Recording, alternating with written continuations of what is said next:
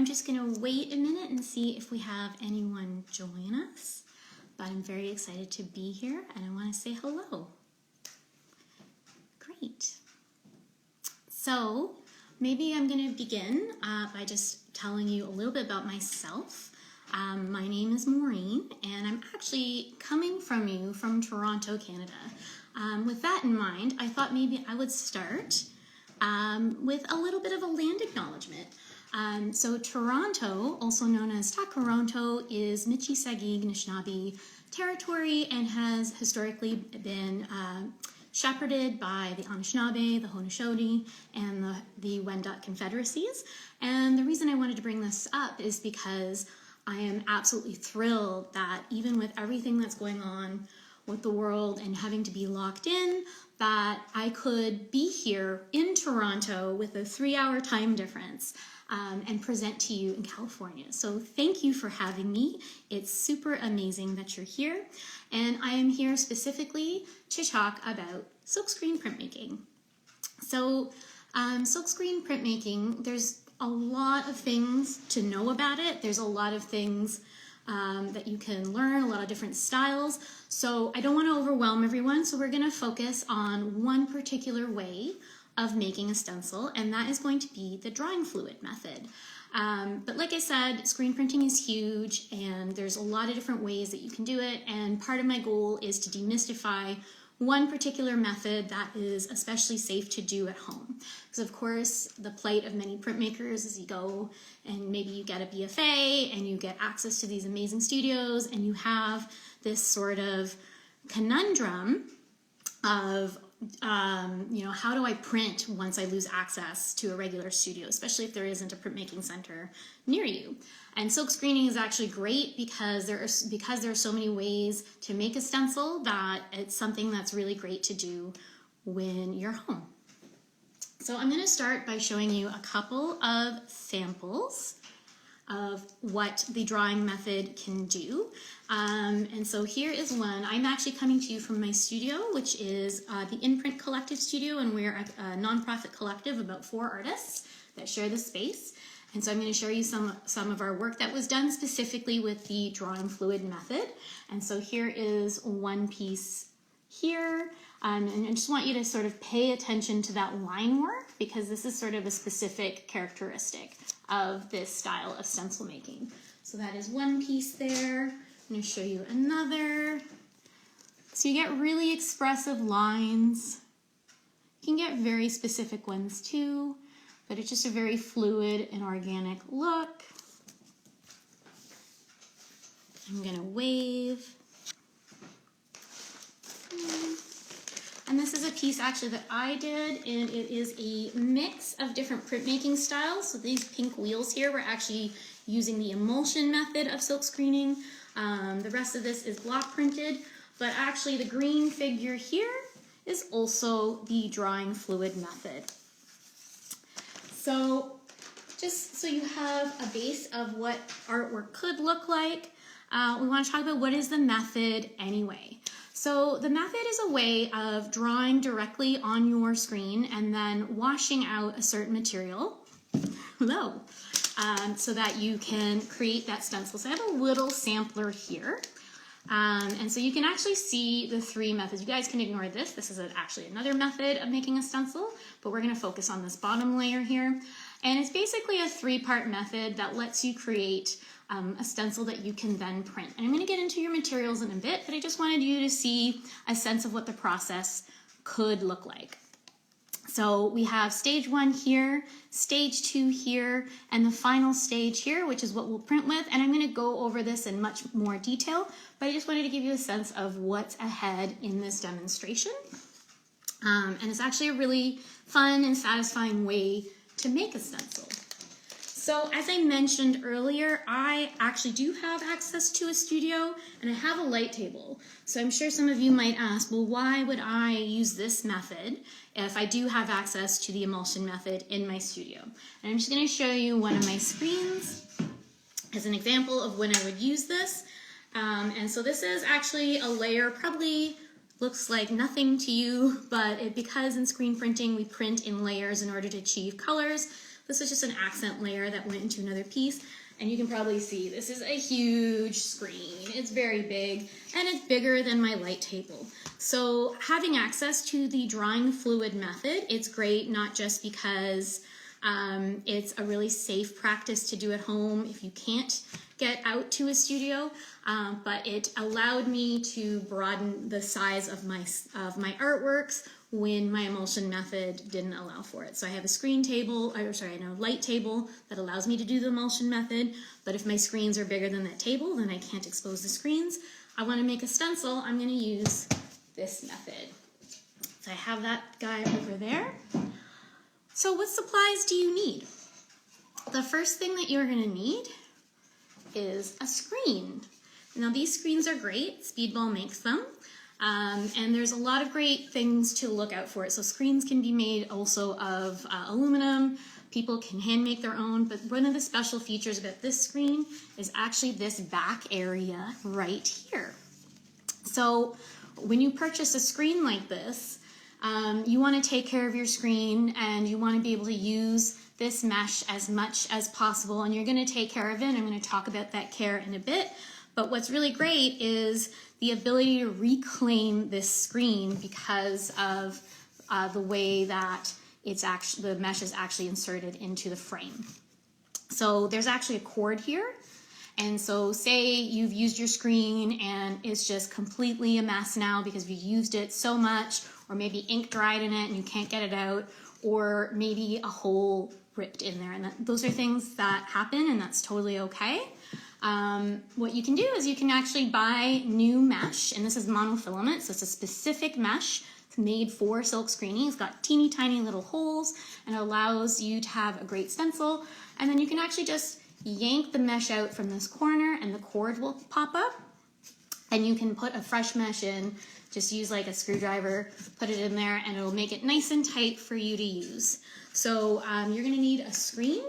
For this method, I also like to have tacks like this. So I have these clear ones here, maybe not the best to show in a demo, but these are great. You don't want like the flat thumbtacks because you want a little elevation, and you're gonna see why. And I'm gonna come back to this screen again. You will also need some brushes because that's how we're going to apply this method. You're going to need some stir sticks. You're going to want to set your area up with some newsprint because this is a little bit of a messy process. You're going to need a squeegee, and your squeegee can look like this. It can look like this. Lots of different types of squeegees, but actually for this process, this is a really good squeegee, or this one is a really good one to use. You might need some tape. And finally, we're also going to need the actual fluids that will allow us to make this stencil. So you can see that they come in a kit. And for this method, we're going to need both screen drawing fluid and screen filler. And this is a great combo. You usually can find them sold as a set, but you can also buy them individually in different sizes. But these are your main two things. So what is the screen filler method? So the screen filler method is a very non-toxic way to create a stencil, and you start by using drawing fluid. So I'm going to show you here. This is actually already dry, and this is the drawing fluid. So I'm going to open up the drawing fluid here so you can see what it looks like on the inside. Okay, so it's really blue and it's really gooey, but the key to this is that it's water soluble. And this is a material that's going to allow you to paint your image directly onto your stencil. I'm just going to move this back a bit. So I wanted to have this one pre-done, because one thing to note about the drawing fluid is that once you've actually painted on your image, you need to let it dry, and it's not going to ever look dry if you're just looking at it. So you're going to have to give it a little bit of time, but you're going to feel it, and it might feel slick, but it shouldn't come off on your hands. So if I'm touching that, right, it hasn't come off my hands. It's nice and thick, and you can sort of see the different lines here. So I do have some really thick areas applied. I don't want to have too thin of an application because this is going to act as a resist when we apply the screen filler. So how do I put this on my screen? I'm gonna do a quick run through, and hopefully you notice some things about this screen. One thing is that I have this tape on it, and we're gonna talk about why I actually start with that tape. So as I have said before, the great thing about this screen is that it has this nifty groove here that allows you to refresh your mesh when the time comes. The problem is, if you don't protect this area when you're doing anything, whether you're printing or you're adding emulsion or you're doing the screen filler method, if you accidentally get any sort of liquid in here that dries, you're not going to be able to use this to refresh your screen. So one of the first things that I do when I prep my screen is that I put tape. I use Speedball's blue tape here. It's really nice because it's actually very low tack, so it comes off pretty fast. But if you don't have access to that, packing tape also works great. The only thing you want to do with tape is you don't want to leave it overnight on your screen. When you're done doing whatever you've done to your screen, you want to remove it because it otherwise will leave some nasty bits on your screen. But this stuff is pretty low impact while staying really secure. And you'll notice that I did the inside edges, because especially when you're printing, sometimes ink likes to migrate under here. So if I show you the other screen, you can actually see there's a bit of a recess, so it's very easy. My finger there? Very easy for ink to escape over there. And I also did it on the back, and I do this before I do anything else just to make sure that I'm protecting these edges and nothing is going to get trapped within the frame. Then my next step is to add these tacks because I need to paint on my screen and I need it to be elevated. So technically you can actually use the natural elevation of this screen. So if I wanted to paint on it, I could paint on the back, so you can see there, and it provides a natural elevation from the table, and that's totally fine to do everything from the back of the screen. But the reason that I don't is because if I start to do a design on the back of the screen, that means my image is also going to be backwards. So you're going to have to flip it. So if you are working on the back, which is totally fine, just make sure that you're thinking about the reverse when you're printing. Whatever you design on the back is going to print in the reverse because we print always from this side of the screen. So what I do instead is that I get these tacks, and again, because these are made of wood and they're really soft, the tacks go in quite easy, and I put them on all four corners and I elevate the screen so it's risen from the table. And the other great thing about that is that if you have a drawing you want to work from, you can put it underneath the screen and you can begin drawing. So I highly recommend making sure, so move some stuff here, that you have some newsprint when you're doing this. So I'm going to grab some newsprint here.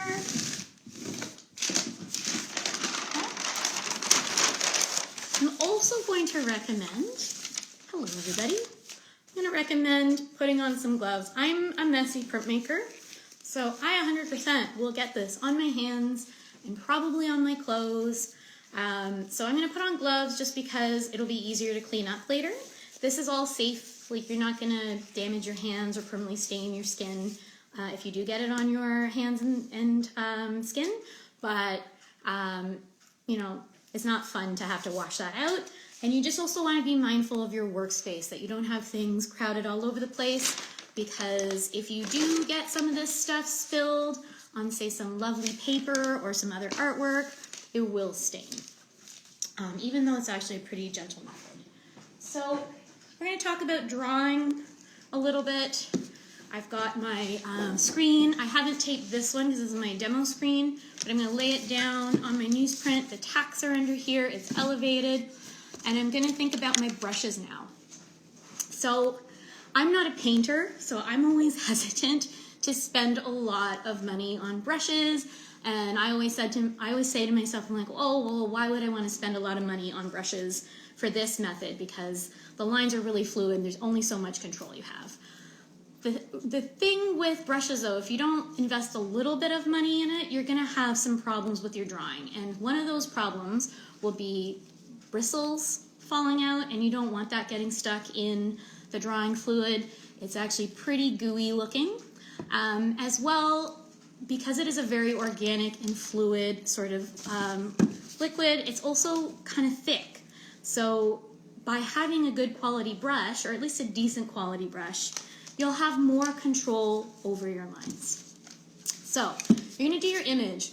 One thing to consider is actually the size of your image. So you actually have to consider how big is your paper going to be that you're gonna print on? How big is your squeegee? If your squeegee is smaller than your image, then you're gonna have a harder time printing it in a really nice way. I have a tendency in my demo pieces, for whatever reason, to get too close to the edge, but so this is pretty big, but still printable. The other thing that you want to do when you are planning your image is you want to make sure that you give yourself space at the edges. So you don't want your image to go right to this edge, or right to this edge, or right to this edge, or right to this edge. This one's pretty close, but still printable. One of the reasons that we don't want to go right to the edge is that you need space for where you're going to put your ink when you get to the printing, and for your squeegee to move through the screen. So definitely when you're planning your image, think about how you use the space. A lot of printmakers like to use as much as they can, but you do have to think about what other tools you have available and how that's going to impact your printing process. So, I mean, probably this image could stand to be just a little bit smaller, but this is still printable. So leave that space for yourself.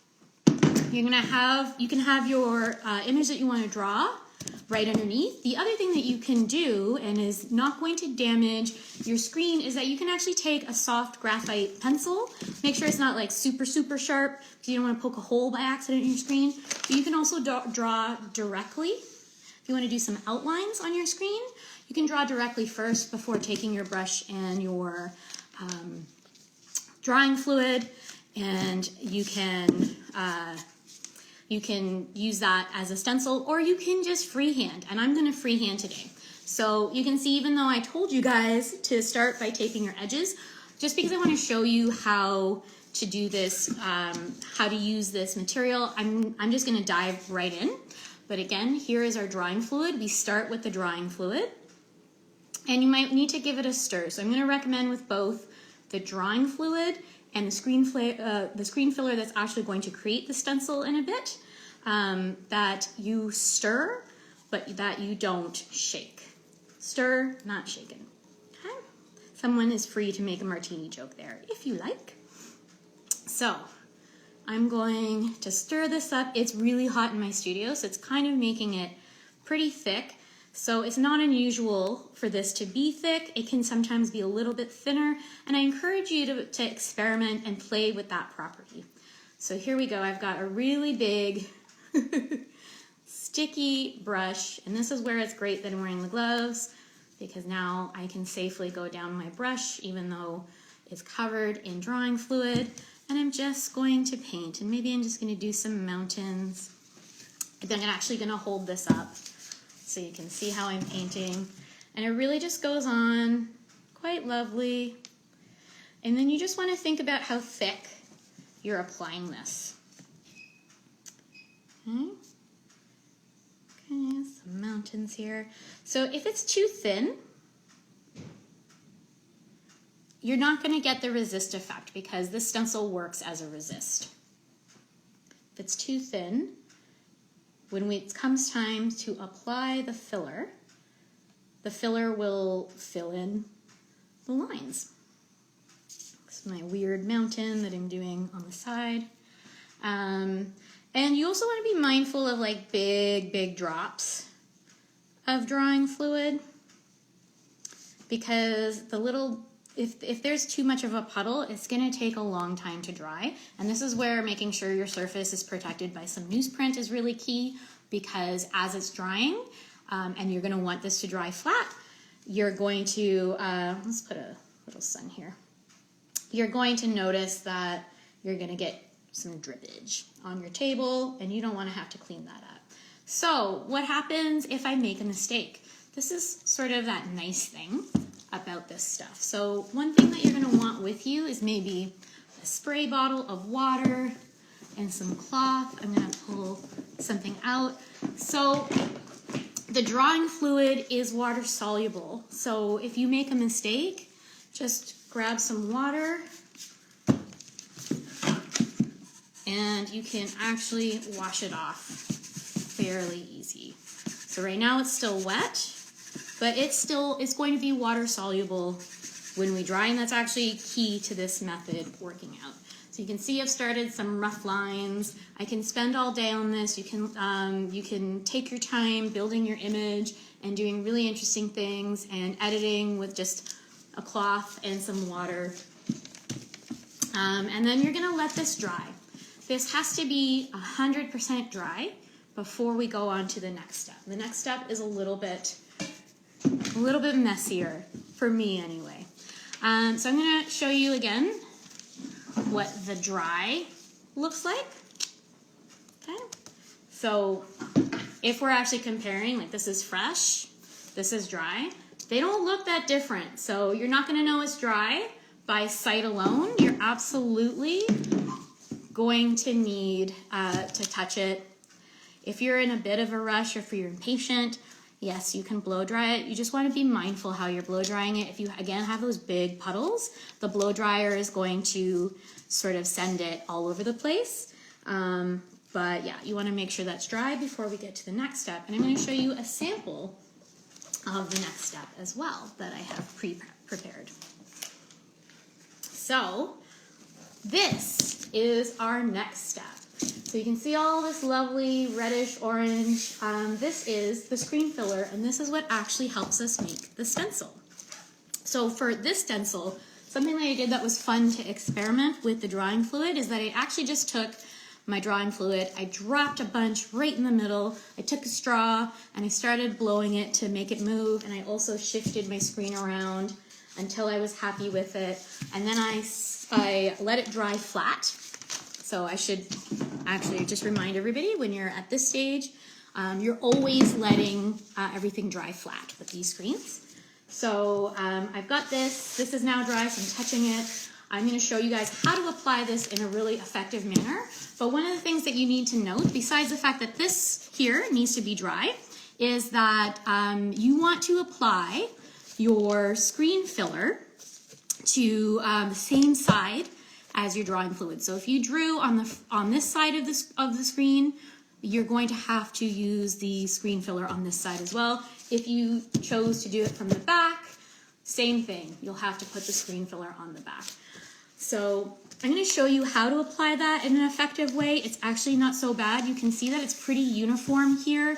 You should just need one fell swoop. You can technically take your paintbrush and you can paint the screen filler in yourself if you want. That's very time consuming when you have to clean this all off. So I do recommend the method I'm going to show you instead. You want to do a one fell swoop because that will also help it dry, because if it's too thick, it's going to take forever.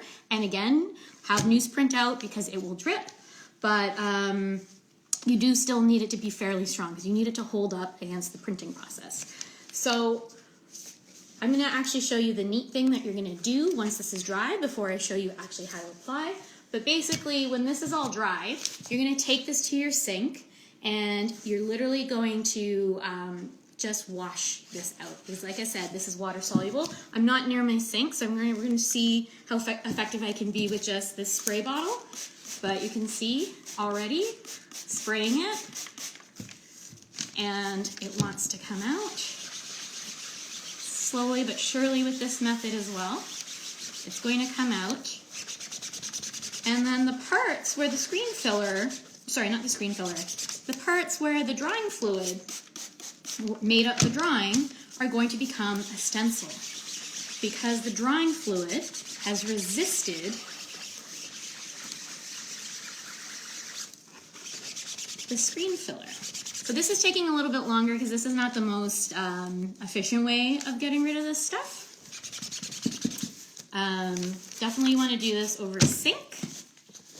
It'll be a lot faster, especially when you have the pressure from a faucet, and it can just be a regular faucet. You don't need a special attachment. This will just, you know, your bathroom sink or your kitchen sink will work just fine. And you can start to see that it's making this stencil. So, how do we get this stuff on there? I'm going to actually use this to show you. And if anybody has any questions, feel free to ask in the Q&A there. So I'm going to show you with this. I had drawn on this side, so I'm going to do it on this side. If you happen to have a scoop coater like this, great. This is awesome, but not everybody has access to this. But what people do often have access to is a squeegee like this. So this is great for printing, but you can also use it for this. Just be mindful when you're doing this that you want to make sure that you clean this right away. You don't want screen filler to dry on this. Same with ink. You don't want ink to dry on your squeegee because then you're gonna have some usability issues with this, and you want to be able to use this pretty swiftly. So I'm going to show you really quickly what we're going to do with that, and we're going to actually see what the screen filler looks like. So sometimes you're going to get a bottle of the screen filler and it looks like it's going to have a little bit of a white film on top, and that's okay. That's actually pretty normal for this product. So you just want to make sure that you have a nice long stir stick, and you're just going to mix it up. You're just going to mix it up. Okay. All right, so you see that there? So sometimes this separates a bit and it's really watery. You don't want it to be too watery because then you're just going to get a mess and you're not going to get a nice strong stencil. You need it to be really well stirred. Again, stirred, not shaken, so that it's flexible but still going to create a strong stencil. And then let's put this over here. Okay, this part you need to do over a sink, but because I'm just working from my iPad and I'm alone in the studio and I don't have anyone to follow me around, we're gonna try to do this over some newsprint and in the most awkward way possible. But I'm gonna take a little bit of this now stirred screen filler. You can see that it's this really nice orange color, and it's gonna dry this color too, as you've already seen. And we just want like a bead, just a bead of it, okay? And you're gonna take your squeegee and you're gonna be confident, and you're just gonna do it in one fell swoop, and you're just gonna take it at an angle and you're going to cover it. Okay, that's not so bad. I didn't make as big of a mess as I predicted.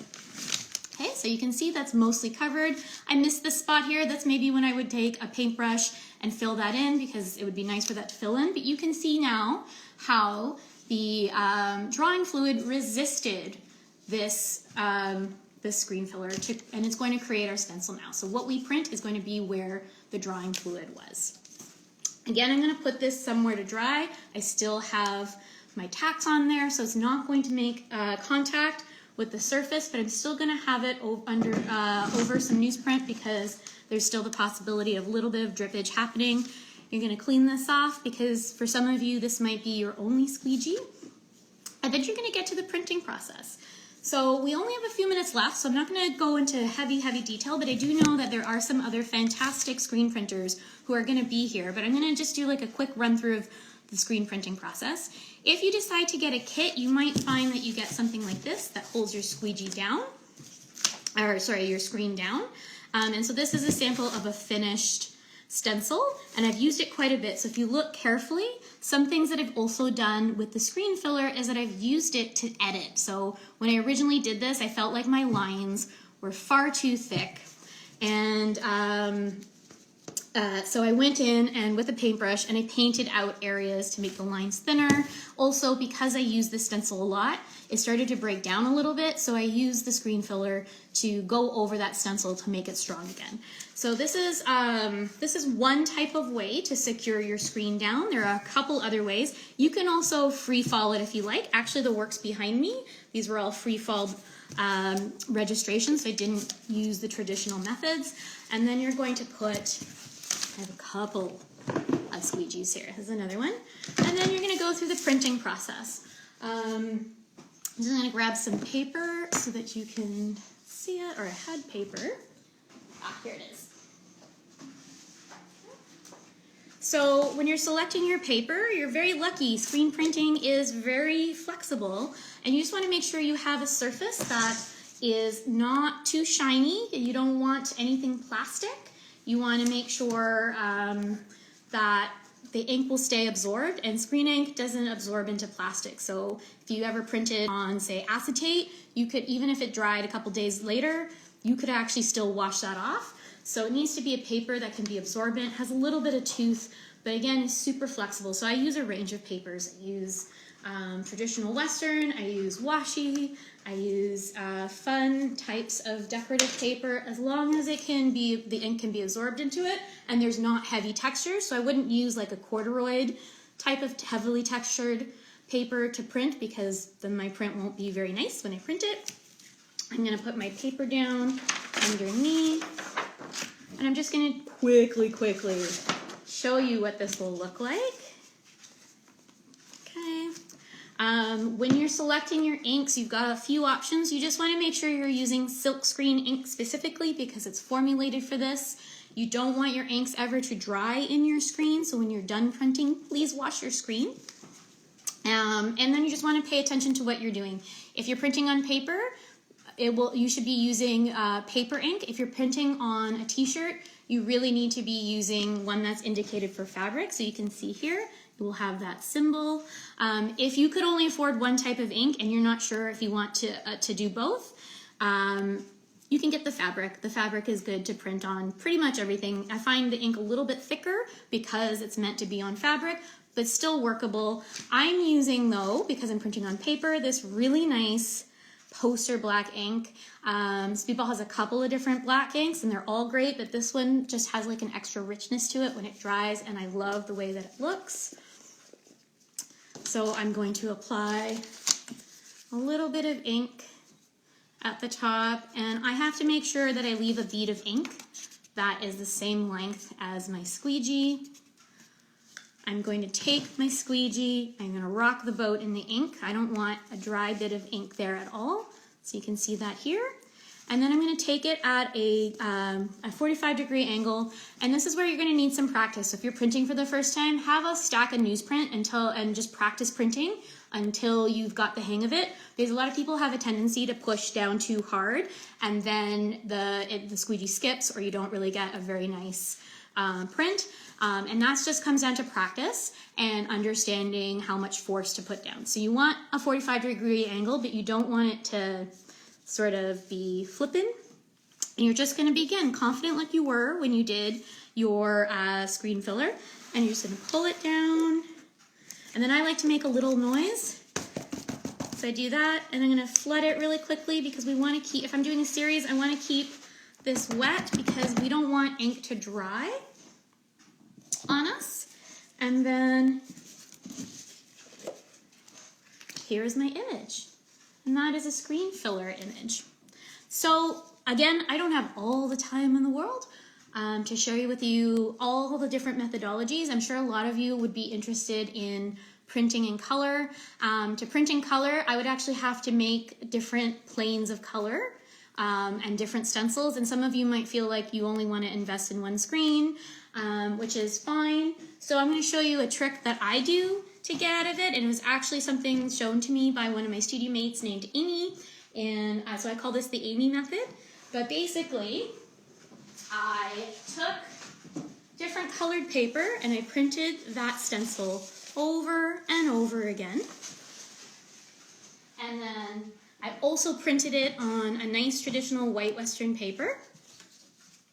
And then I cut out the flowers from the different colors and I glued them together because I printed on the back on this already. You can see that here. You can see how lovely that poster black ink is. It's very rich. I was able to collage exactly where I needed to because I had a guide here. And it was my little trick to get multiple colors without actually having to print multiple colors. So adding a little bit of collage to our silkscreen process and allows us to give us a nice little pop of color. You probably can't see with this paper, but this is actually a decorative paper. This yellow here is and has some texture that's really nice in person. And then that's our print. And this is a way to make a stencil to create something beautiful and fluid and fun and painterly.